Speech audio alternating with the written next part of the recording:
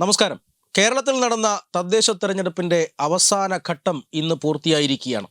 എന്ന് പറഞ്ഞാൽ തിരഞ്ഞെടുക്കപ്പെട്ട ജനപ്രതിനിധികളുടെ സത്യപ്രതിജ്ഞയാണ് ഇന്ന് കേരളത്തിലെമ്പാടും നടന്നത്.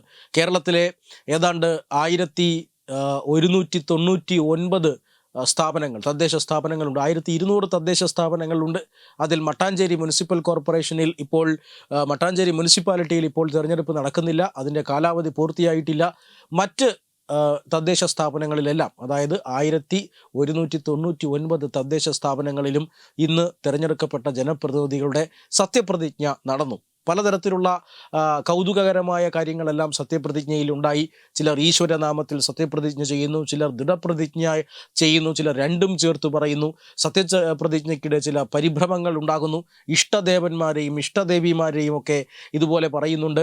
മാത്രമല്ല, അള്ളാഹുവിൻ്റെ നാമത്തിൽ, ശ്രീനാരായണ ഗുരുവിൻ്റെ നാമത്തിൽ, ബലിദാനികളുടെ നാമത്തിൽ ഒക്കെ സത്യപ്രതിജ്ഞ നമ്മൾ കണ്ടതാണ്.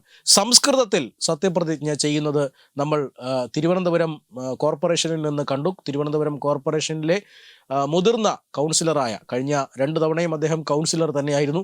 കഴിഞ്ഞ 2 തവണയും അദ്ദേഹം സത്യപ്രതിജ്ഞ ചെയ്തത് സംസ്കൃതത്തിൽ തന്നെയാണ്.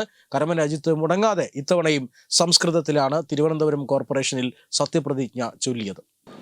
തിരുവനന്തപുരം മഹാനഗരപാലികായാः സദസ്യത്വേന നിർവാചിതാः കരമന അജിത് നാമകः അഹം നിയമാനുസാരം സംസ്ഥാപിതം ഭാരതീയം സംവിധാനം പ്രതി യഥാർത്ഥം വിശ്വാസം വിധേയസ്യാമി ഇതി ഭാരതസ്യ പരമാധികാരം അഖണ്ഡതാക്ഷം പരിപാലയിഷ്യാമി ഇതി യഥാ ഭയാശങ്കാഃ മമതാ വാത്സല്യ വിദ്വേഷം വ മിന അഹം മമ ഔദ്യോഗികാനി കർത്തവ്യാനി